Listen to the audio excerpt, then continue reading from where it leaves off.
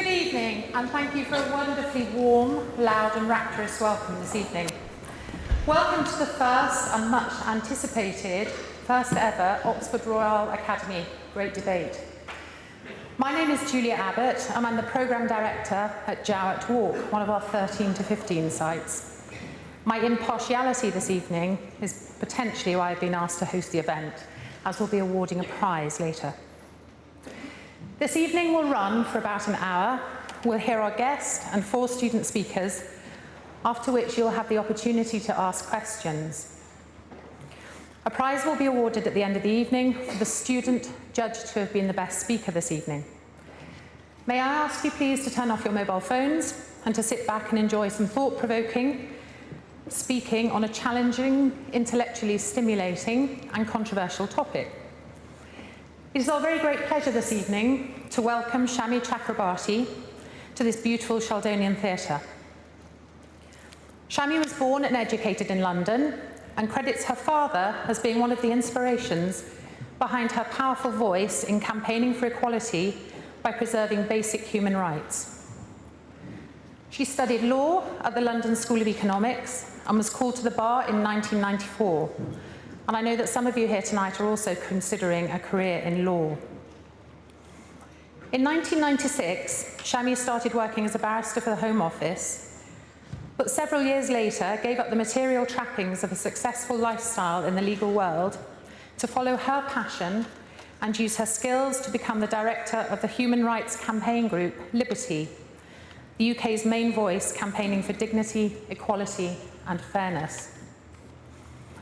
Shami was a member of the panel of the Leveson Inquiry, a judicial inquiry into the freedom of the press in the UK. She holds honorary academic positions at prestigious places of learning around the country. She was awarded a CBE in 2007, and the CBE is an honour awarded by the Queen for a prominent role at national level. She was also one of the 8 Olympic flag bearers at the opening ceremony of the London 2012 Summer Olympics. And just recently, she carried out an inquiry into anti-Semitism in the Labour Party. In 2004, the BBC Radio 4 programme Today asked listeners to vote on who runs Britain. And after a lengthy debate, the listeners put Shami on a shortlist of 10 people who may run Britain. It is therefore indeed a great honour to have you with us this evening, Shami. Over the last few days, as I've been reading about Shami and her life, I've been struck at her deep commitment to runs and how proactive she is at trying to make a difference to her passionately held beliefs. Using her innate intelligence, academic training, and strong, tenacious personality, she continues to work towards what she believes will be a better world, and her energy and drive seem inexhaustible. Many of you gathered here who may well be future leaders in your own country could learn from her example. But meanwhile, you have the privilege this evening of listening to her speak about topics from her first book, On Liberty, published last year. Please do use the opportunity afterwards to ask her questions. We also welcome to the stage 4 of our own Oxford Royale Academy students, whom I'll introduce separately before they speak. Each was selected to speak this evening before the summer programme began and has prepared a 5-minute talk on the topic, Those who have nothing to hide have nothing to fear. Are we living in a surveillance society? Shami will be awarding a prize later, but you should all be very proud to be speaking this evening on the stage. You were selected from about 60 students also in our audience tonight, and therefore I would also like to congratulate not only those on the stage, but those who took time to submit an application before you came on the programme. Please would you now join me in welcoming Shami Chakrabarti to speak to us this evening. Thank you.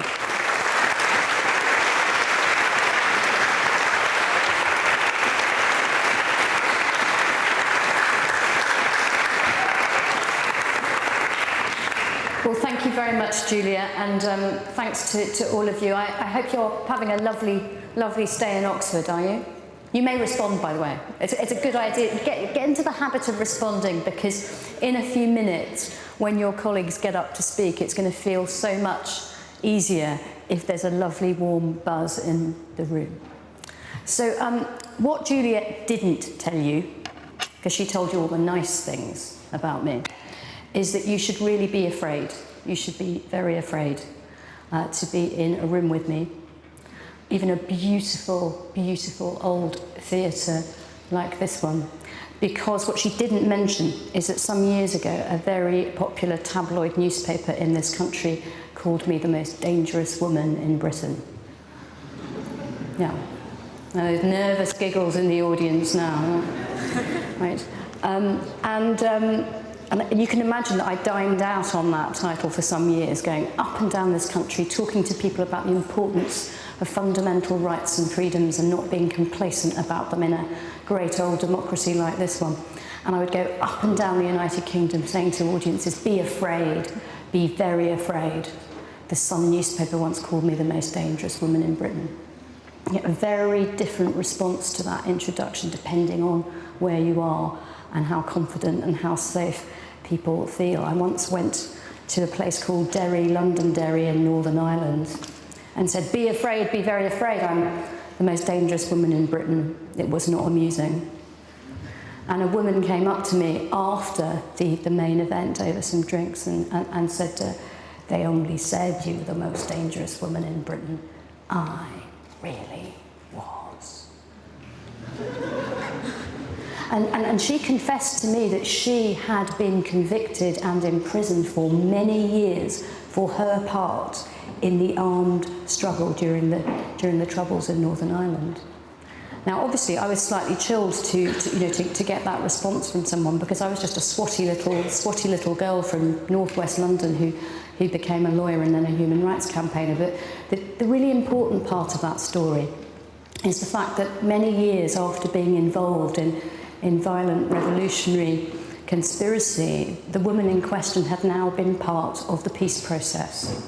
She was now serving in a democratic government in Northern Ireland, part of building peace and justice and prosperity. And I tell that story to remind myself that even in difficult times there must be hope. When I was your age or younger, I never thought that I would live to see the fall of the Berlin Wall. And I never thought I would live to see the end of apartheid and liberation in South Africa, but it happened. And I never thought that I would live to see relative peace in Northern Ireland, but that came as well. And goodness me, same-sex marriage in the Republic of Ireland, as well as in the United Kingdom, in Ireland, won by a referendum of the people. Referendums in this country we don't do so well, but that's a...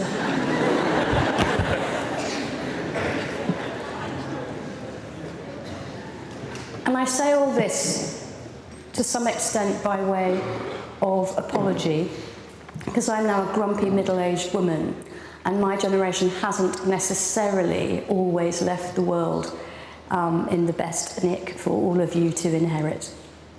You didn't warm the planet or crunch the credit or start the wars, the real ones or the metaphysical ones at home and abroad, but it's your generation around the world who I hope will do slightly better than mine did. And you won't be perfect, but you can't do much of a worse job than we did. And I'm confident that coming together in places like this and having experiences like the one that you're having this summer will better equip you to understand other people, how to rub along with people from all over the world, and how to build peace and justice and preserve fundamental rights and freedoms everywhere. So as you've heard, I'm a human rights activist. And the framework that I passionately believe in was ultimately developed just after World War II, when people slightly to the right of the democratic spectrum, people to the left of the democratic spectrum, people who came from all over the globe, people who represented all the great world religions, and people of no religious conviction whatsoever came together in that unique moment after World War II and decided that if we as a human race weren't continually to descend into barbarism and war, we had to do something special. And that post-war generation decided that there was a need to agree on the basics, on a small package of fundamental rights and freedoms that everyone should own, regardless of their sex, race, nationality, that they should own just because they're human. And Julia summed them up with 3 words in her kind introduction: dignity, equality, and fairness. And the most precious of these is probably equality, or at least equal treatment between different people. Why do I say that? Because we all love human rights, our own, and those of our friends and family and people like us, people that we identify with. It's just other people's rights that are a little bit more expensive, a little bit less convenient. I'm sure you know what I mean. So here in the UK, the principal instrument of protecting human rights is the European Convention on Human Rights and our Human Rights Act, which some people at the moment want to scrap. What's in this document? What's in our modern British Bill of Rights? Well, the right to life. And that's not everlasting life, you understand, because you'd need clerics or medics to deliver that. Lawyers can't do that, right? You have to go elsewhere for everlasting life. But it is the right to protection of life and the right to an investigation into untimely death. There's the right not to be subject to inhuman and degrading treatment or torture.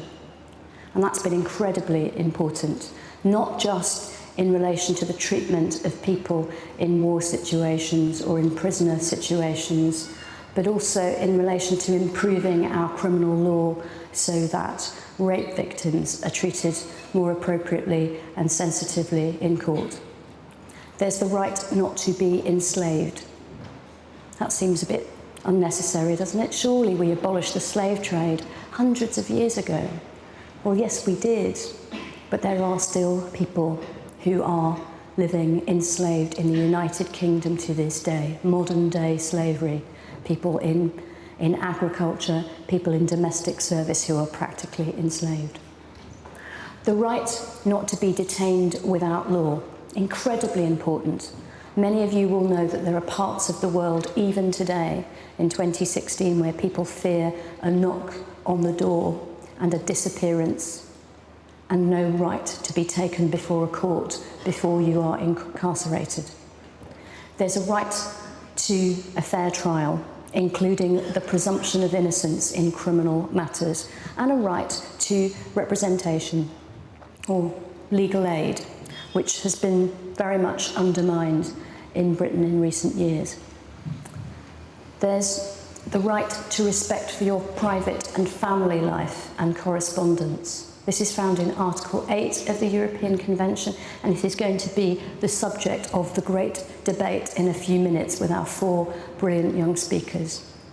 There's freedom of thought, conscience, and religion. That's the right to the faith of your choice, the right to no faith, and the right to be a heretic in any faith community. Incredibly important, I think. There's free speech and expression. There's freedom of association. And as I said at the beginning, perhaps the most important fundamental right of all, equal treatment under the law, to make sure that we treat people as we would like to be treated ourselves. You find this in all the great civilizations of the world. We lawyers call it non-discrimination. We humans call it empathy. Loving other people's children, caring about refugees washed up on beaches, not in some faraway land, but in the Mediterranean. Empathy is possibly the key to the human rights kingdom. But just a few more words on privacy, because it is going to be the principal topic of this evening's discussion and debate.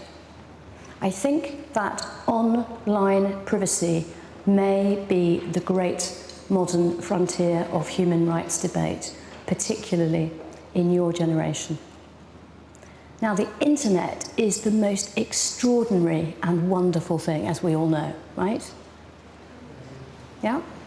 When I was your age, there was no internet. Can you believe that? No, you're supposed to say, of course we don't believe that, Shami, because you look so young. There was no, imagine it. The internet is such an extraordinary development. It is probably one of the greatest technological developments of my lifetime. As great in its way as the printing press once was, right? I don't think, no, someone say no. You want to heckle me, sir, you can come here and do it, and we'll see if you're hard enough. The internet is a wonderful thing. It's a great tool for information sharing, communication, democratization. It's a wonderful, wonderful thing, but it also has a darker side. Now, we know this in relation to the capacity to exploit people online, to have conspiracies online, to spread hate online, but it is also an amazing tool of surveillance. And privacy is not just a very important human right in itself, it is also very hard to imagine how other rights and freedoms can prosper in an environment where there is no respect for your private life whatsoever. Now, the topic of the debate is going to be nothing to hide, nothing to fear, question mark. And in British political discourse over many years, and especially since 9/11, since the atrocity in New York in 9/11, there's been repetition of this slogan, nothing to hide, nothing to fear. The innocent have nothing to fear from total surveillance. That's a slogan, that's a thought, a philosophy that has gained a great deal of currency. And I suppose it's my position and my lot in life and my role here this evening to suggest to you that the innocent have a great deal to fear from total surveillance. Because, you know, whether we've ever done anything wrong in our lives or not, we all have something to protect. Whether it's simply intimacy, dignity, or trust between human beings. How could you have fair elections without a secret ballot? How could you enjoy proper medical care without medical confidentiality? How does banking work if your banking information and your communications with your bank are not secure? How can you have a fair trial if you can't take confidential legal counsel? And even though freedom of expression and privacy are sometimes in tension, you will know that some people speak at their bravest when they are anonymous. That's not always a good thing, but throughout history there have been people who have felt more comfortable to be whistleblowers or to criticise abuses of power under the cloak of secrecy, privacy, anonymity. So it seems to me that there is a balance to be struck between proportionate surveillance for good cause, when there is reasonable suspicion that somebody is involved in serious criminal activity. There's a legitimate role for proportionate surveillance there, but that is very different from the kind of blanket surveillance that has been going on both sides of the Atlantic now for some years, and that Edward Snowden exposed. And some people say he's a traitor, and some people say he's a public interest whistleblower. That is a question for all of you to consider in your own minds. But I say if he hadn't done what he did, we wouldn't know the extent to which entire populations all over the world have had their online privacy completely undermined in recent years. I suspect that some of you live more intimately online than you do in the physical world.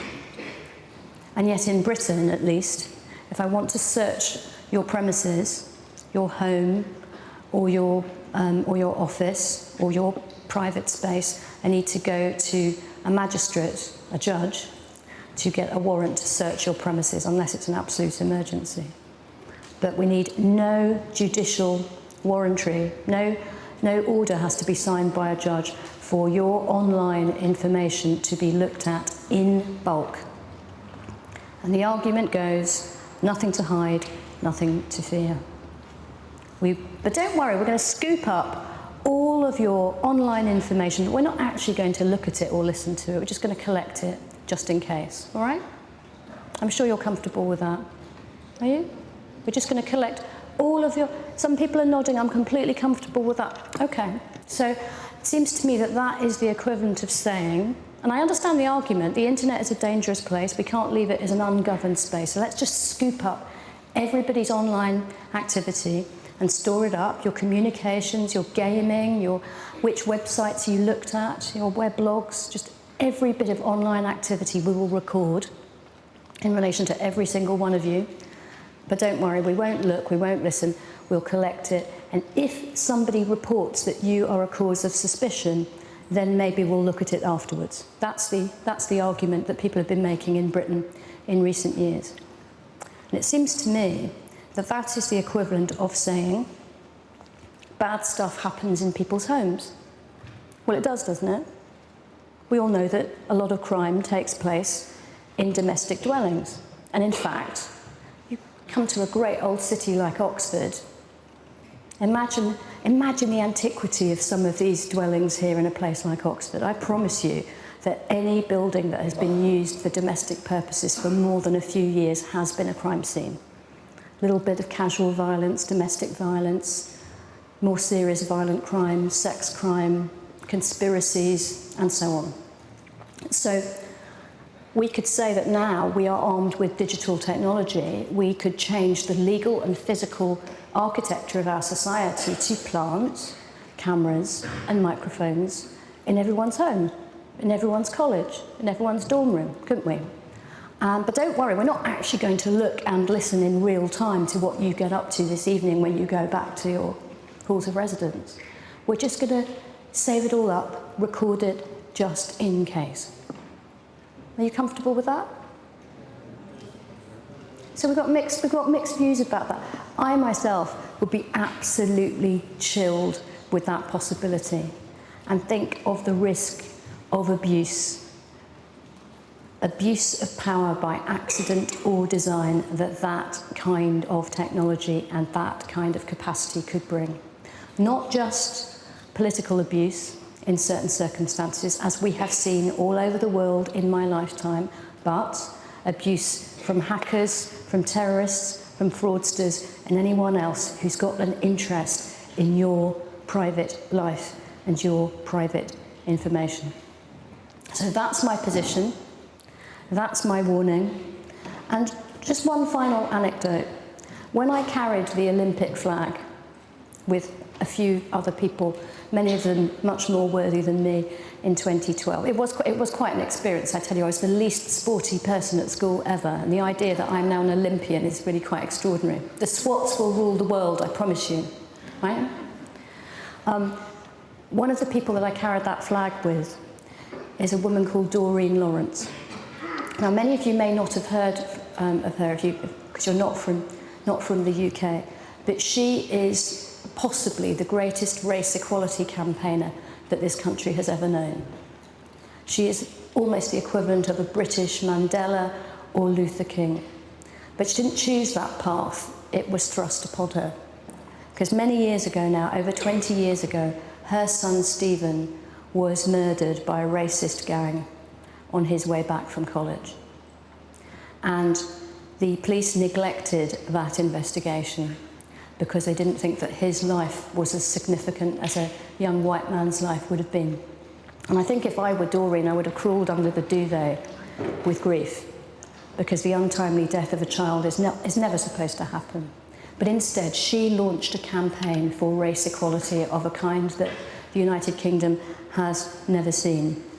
And it led to a public inquiry, to a change in the law, to achieve a duty on all public services, including the police, to promote race equality.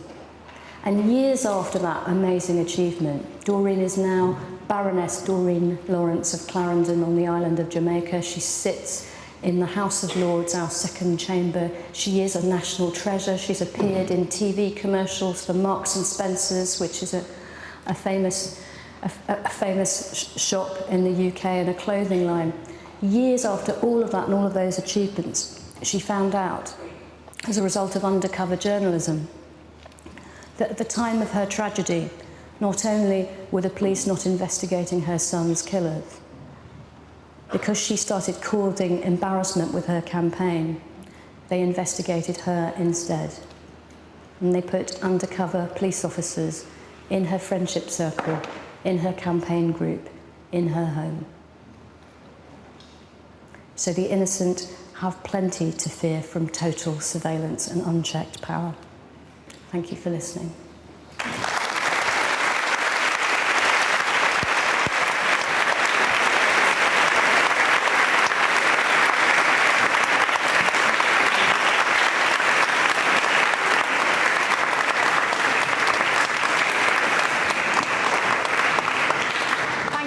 Shami. We're now going to hear from our 4 student speakers, and the first to speak tonight is Stefania. Stefania comes from Iceland, and she's on the law school preparation course at Yarnton Manor. So would you please give her a warm welcome? Thank you.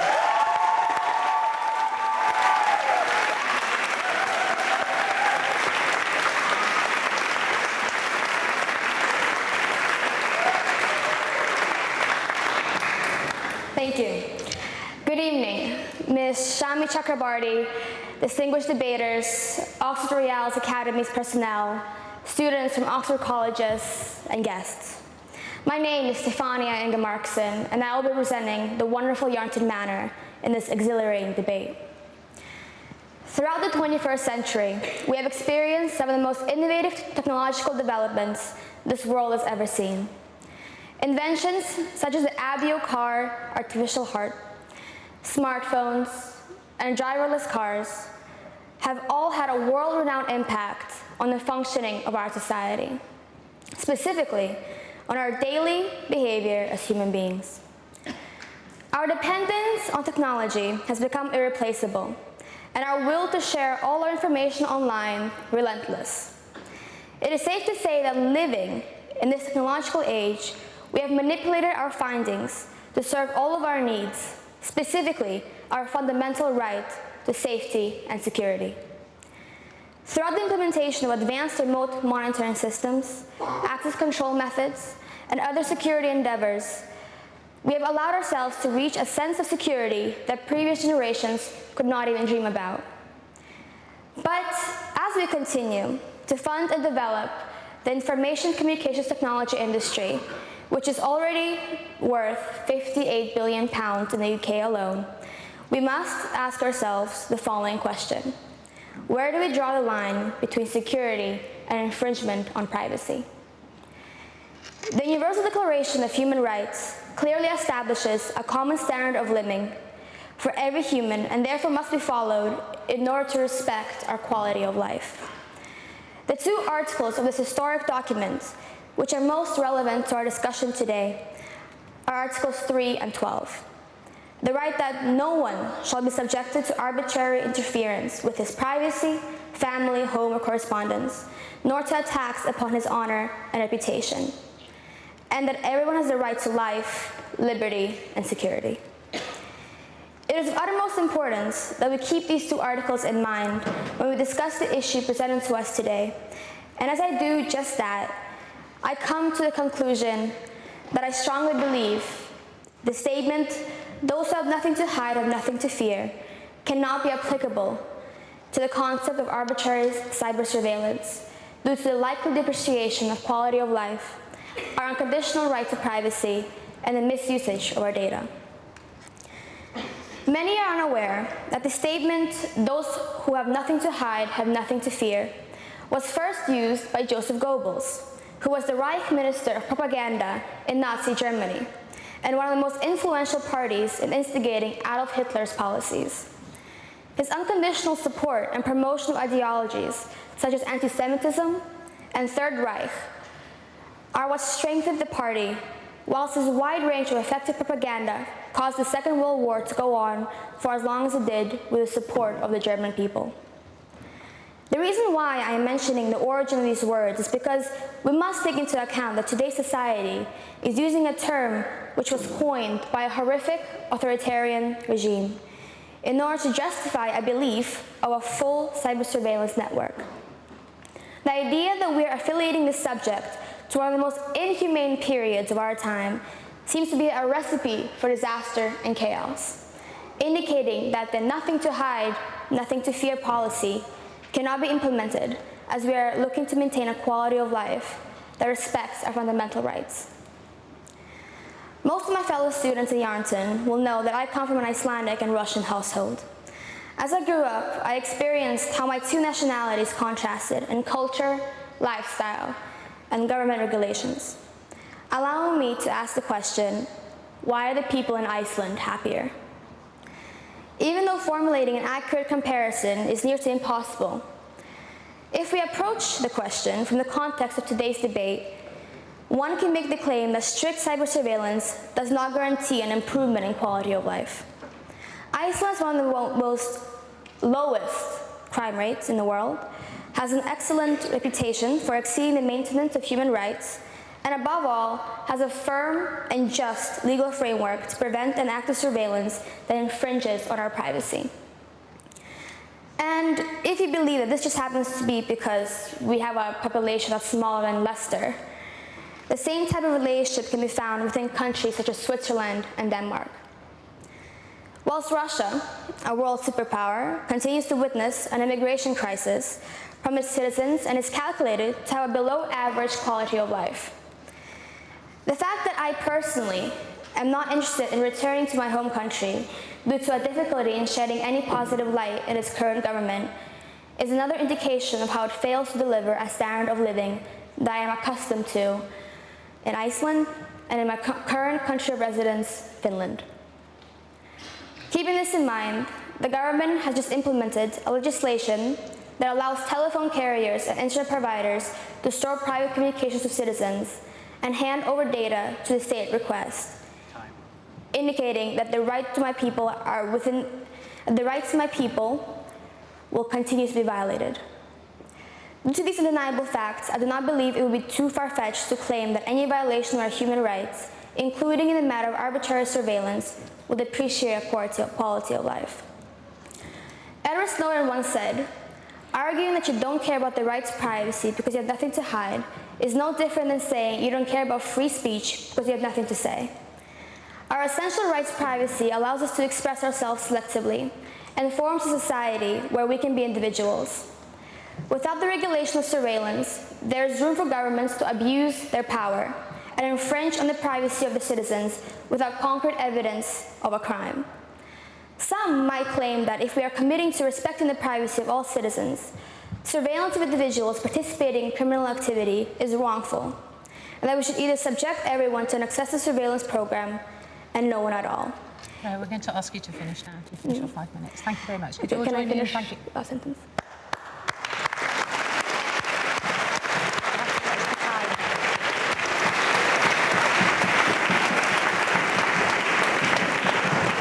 We are asking our students to try and keep to their 5-minute slot, which is one of the skills of public speaking, so please understand why I interrupted her then. We're now going to listen to Rhea, who comes from Canada and the Lebanon. She's Lebanese but has Canadian connections. She's on the Oxford Enterprise programme based at Balliol College. So would you please give her a warm welcome? Thank you.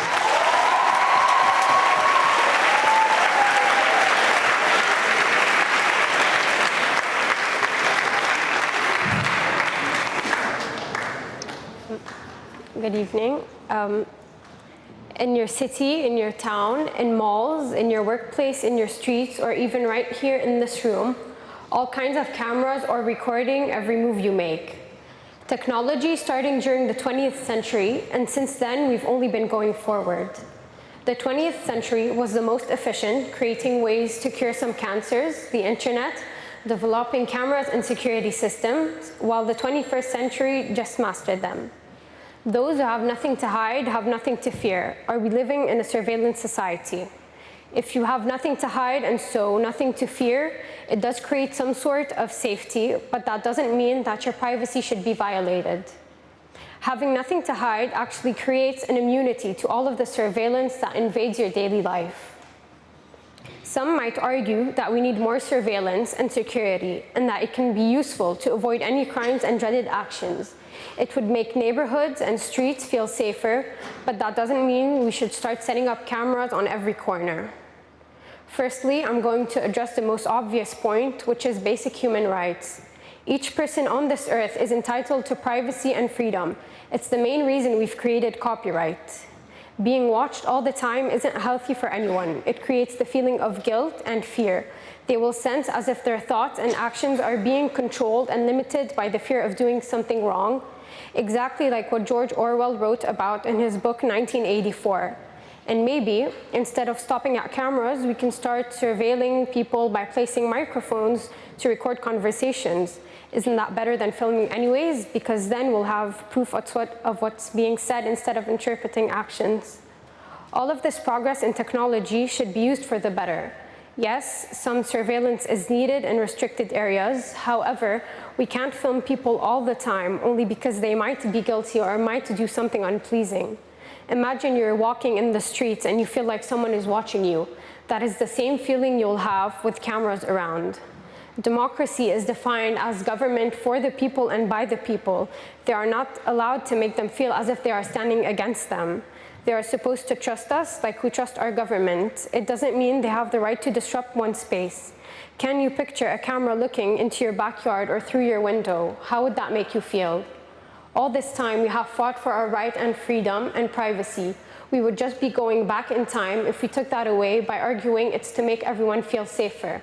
Because would you actually feel safer if you knew that someone was watching your every move? Ultimately, although surveillance might help in some cases and specific places, it will become a violation of privacy once it is used everywhere and for no particular reason, because anyone will be able to interpret individuals' actions and justify them as being suspicious only because they have proof of footage. By allowing surveillance, we're giving unjustified power because we're allowing others to determine what emotions we may feel or what actions we may fulfill, which in turn allows the surveillance we initially believed benefited us and our safety control us. Thank you.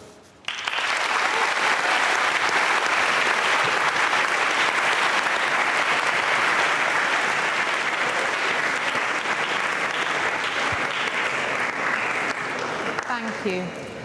We are now going to hear Chiara speak. Chiara is from South Africa and is based at Queen's College on our Broadening Horizons programme, studying journalism, economics, public speaking and debate. So would you please welcome her to the stage? Thank you.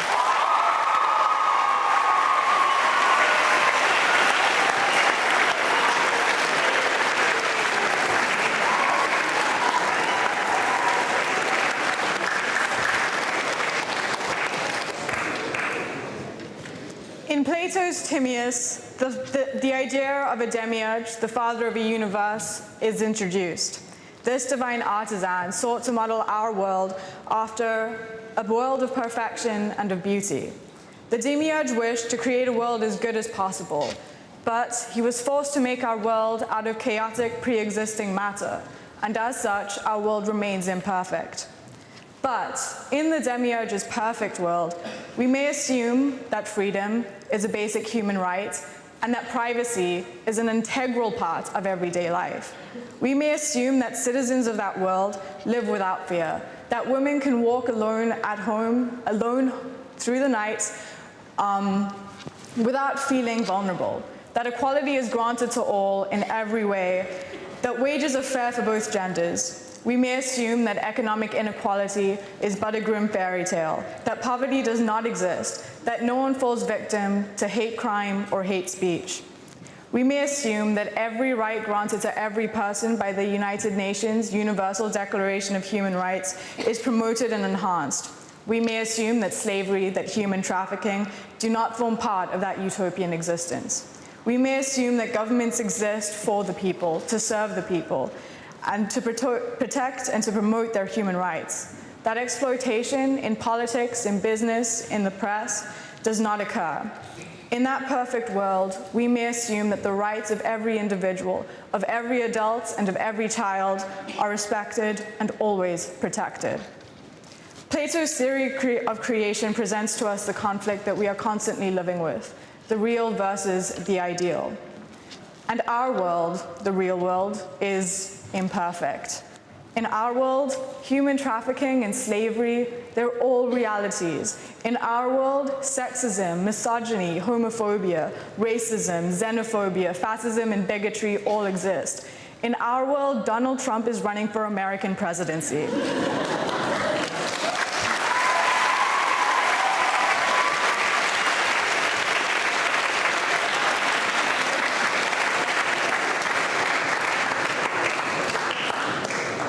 my country, the Republic of South Africa, there is huge poverty. We are arguably one of the most unequal societies in the world. And yet our president still spent the equivalent of almost 11 million pounds of taxpayers' money on a personal homestead. According to Interpol, South Africa has the highest rates of rape in the world. Our current government has been trying to push forward a bill to censor the press. Our state broadcasting company refused to show any images of videos of protests, even when those protests took place right outside their building. They refused to show an advert of the competing political party. They hide the burning of those buildings and the protests against the government because they are scared that broadcasting those incidents will only inspire more civic disobedience. They have something to hide. They have something to fear. Our public protector, Thuli Madonsela, has done her best to fight against the corruption of our president and of our government, to expose the injustices committed against our people. The government tried to undermine her efforts by undercutting the funding for her office in an attempt to disempower her and her staff. At the State of the Nation, our government attempted to use signal jammers in order to prevent live broadcasting of the event. Particularly in the West, there appears to be a strong movement towards total transparency, towards wanting to know exactly what your government is doing and why. This seems to be borne out by an inherent distrust of government actions and government dealings. And this movement has been symbolized especially by WikiLeaks and Edward Snowden. People do not want to be surveyed by their governments. And yet, ironically, we volunteer huge amounts of private personal information to public social media platforms. Does choice make that different? Nevertheless, saying that those who have nothing to hide have nothing to fear may be true in that ideal world, but we do not live in that ideal world. It may seem impossible to reach the ideals that our world is fashioned after. It may seem like there are too many imperfections in our reality to rise above. But as the legendary Nelson Mandela said, it always seems impossible until it is done. And who better to believe than one of the greatest men ever to live? Thank you.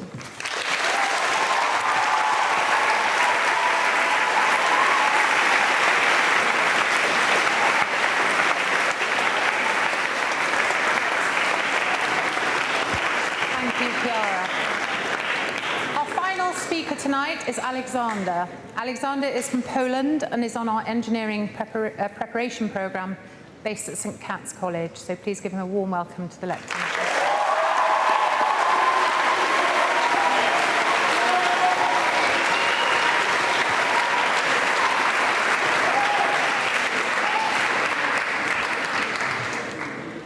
I come from the country that, not so distant past, had one of the most strict regulations regarding governmental supervision in the world, as we were part of the Soviet bloc. Luckily, those days are over. The days when you couldn't trust your neighbor, when you couldn't go and express your beliefs. However, ever since the infamous terrorist attack, 9/11, mentioned today already, and the adoption of the Patriot Act by the US, we've seen governments all around the world implementing ever stricter data collections used to pre-detect similar threats and their sympathizers. At the same time, global technology players such as Google, Facebook, or Amazon, and many others have implemented also ever more detailed personal data for more advanced product and service targeting. So as you see, the technology advances have also been constantly increasing the volume of recorded personal data. Mobile networks not only store our messages and calls, but also very accurate positions of our personal devices. CCTV cameras are growing in numbers each year, and the quality of the resolution is also getting better. I guess what I really want to say is not on this sheet of paper, which misleaded me. What I really wanted to say is, I'm a human being, such as you, and I have nothing to hide. But then again, I don't want people to know each and every secret of my life. Maybe they're not dangerous, they're not meant to influence the society, but they are our own. And they might be used against us. In the countries where democracy works the correct way, we have nothing to fear, unless there is a leak, unless someone gets to it, the information stored, unless there is an unsatisfied employee of a company that stores data and he releases or sells the data to people you didn't want, to the people that weren't meant to contain it. And even though that governments will continue to establish laws preventing such events, only those who have less to fear, not nothing, have less to hide, have truly nothing to fear. Thank you.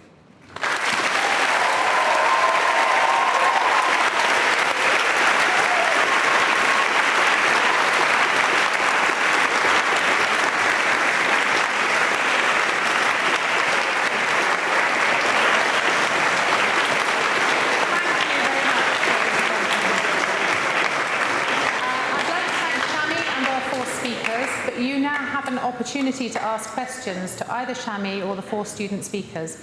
I would ask you to speak, please, to speak loudly and clearly with your questions, project your voices in this lovely but quite large building. And speakers, if you're asked anything, do step up to the mic to answer your questions. So I'd like to open up the floor now to anyone who may have a question for either Shami or any of our student speakers. There are some roving mics as well. George has a roving mic. Is there anyone who would like to ask a question? Over there, behind you, George. Oh, I think we're going. Question for Shami.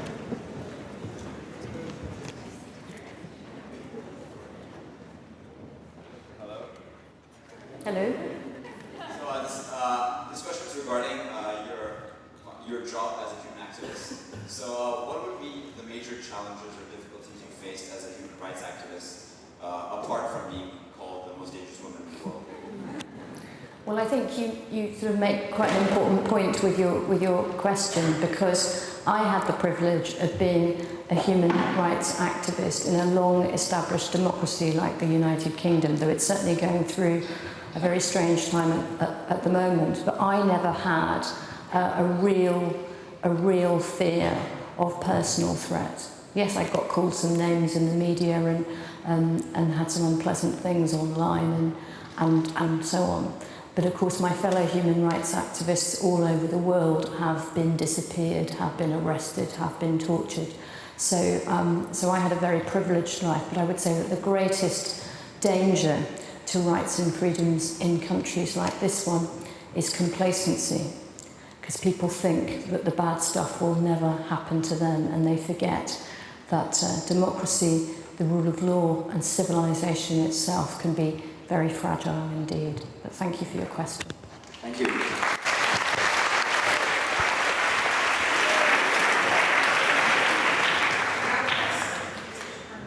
Yeah, in front, George, to your right. First, I'd just like to commend all 4 speakers on doing such a great job of keeping us in this night. I'd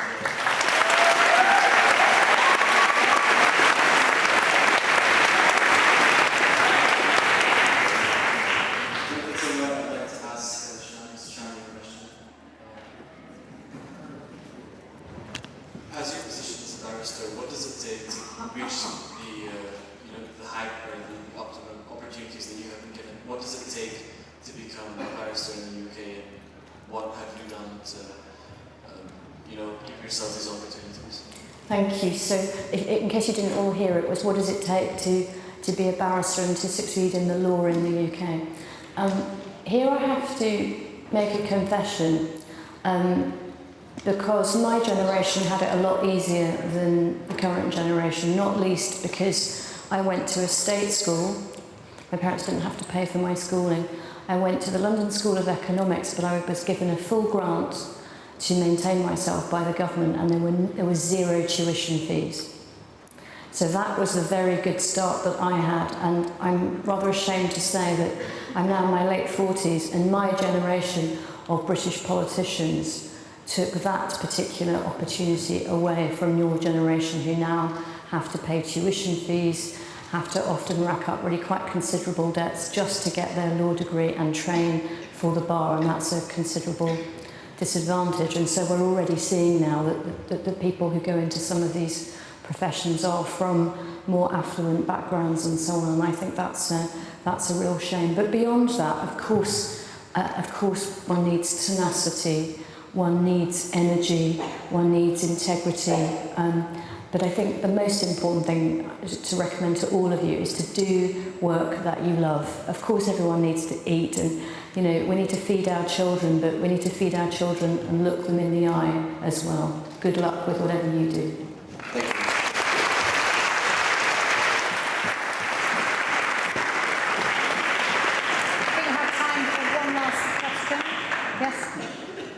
A mic coming your way.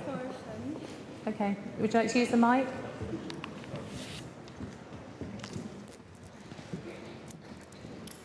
So, we are all here today on this great program, but we also have all come from backgrounds from parents who haven't been able to pay for this.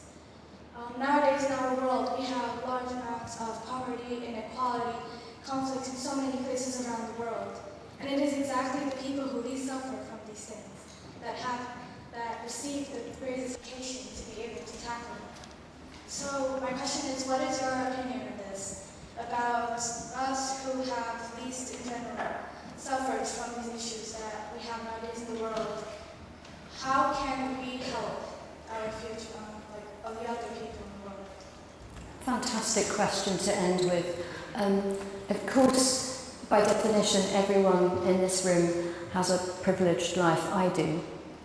Okay, I may have come from a humble background, but I've subsequently, as you heard, enjoyed enormous privileges. I don't think you should feel guilty about that privilege. You should be motivated to do something really positive with it. You're clear. I've heard these 4 fantastic speakers. Any one of them could be a statesman or a senior judge or a human rights activist or an editor of a newspaper, if such things still exist in the future. Any one of them could be a great world leader, and I'm sure that's true of so many of you in this theatre.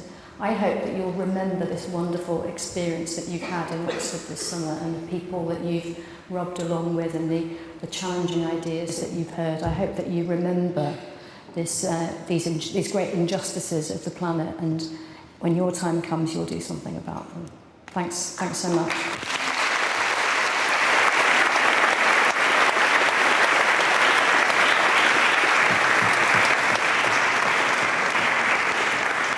Thank you very much for your questions. Shami is now going to announce the winner of the first ever Great ORA Debate. Thank you.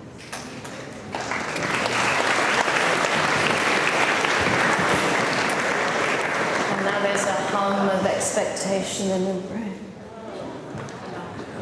And a large cup that I may not be able to lift, but my glamorous assistant here is holding the cup. So you heard these wonderful speakers, and particular commendation to those who were not speaking in their first language, which is not something that I could do as well as any of them did today. But I think that whilst this was a very, very difficult decision, 4 fantastic speakers, any one of whom could be a worthy winner, I think that the winner of the 2016 Great Debate is Chiara Martinez.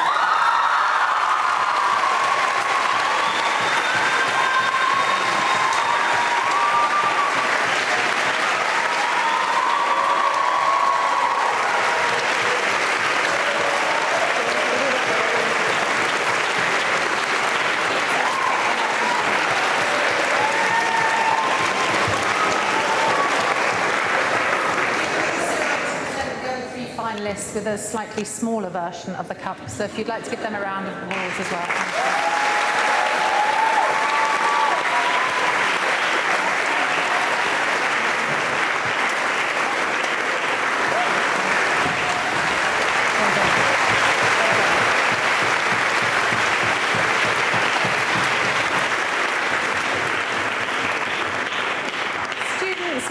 gentlemen, staff, student speakers, and of course our very honoured guest, Shami.